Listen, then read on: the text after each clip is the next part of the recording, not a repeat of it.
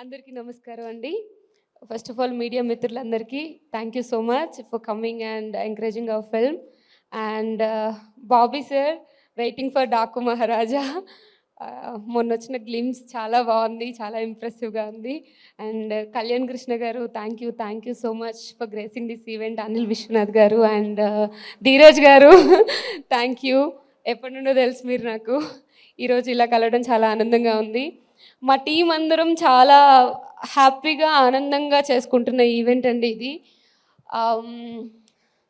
చాలా డేస్ నుండి వెయిట్ చేస్తున్నాం ఇలాంటి ఒక మూమెంట్ కోసం. శ్రీకాకుళం షెర్లాక్ హోమ్స్ నా కెరియర్లో నాకు చాలా మంచి పేరు ఇచ్చే సినిమా. సో నేనైతే ఎప్పటి నుండో చాలా ఈగర్గా వెయిట్ చేస్తున్నాను.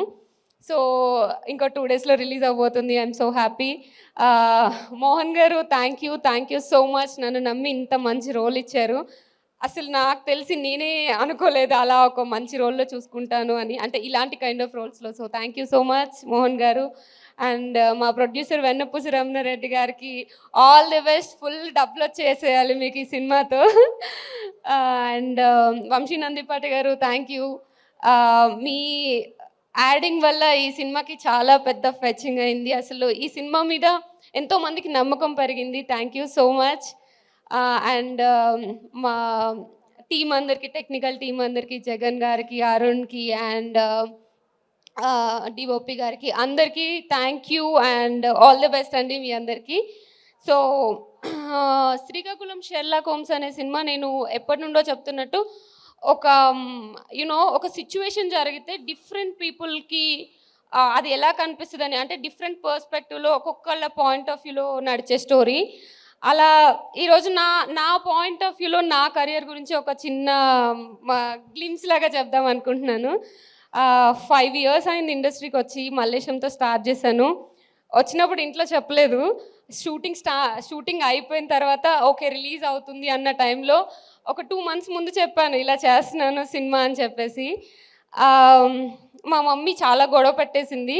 తర్వాత వన్ ఫైన్ డే కాల్ చేసి నేను ఆఫీస్లో ఉన్నాను, నేను ఇన్ఫోస్లో వర్క్ చేస్తున్నప్పుడు ఆఫీస్లో ఉన్నప్పుడు కాల్ చేసి ఏదో ఎక్కడికో వెళ్ళిందంట.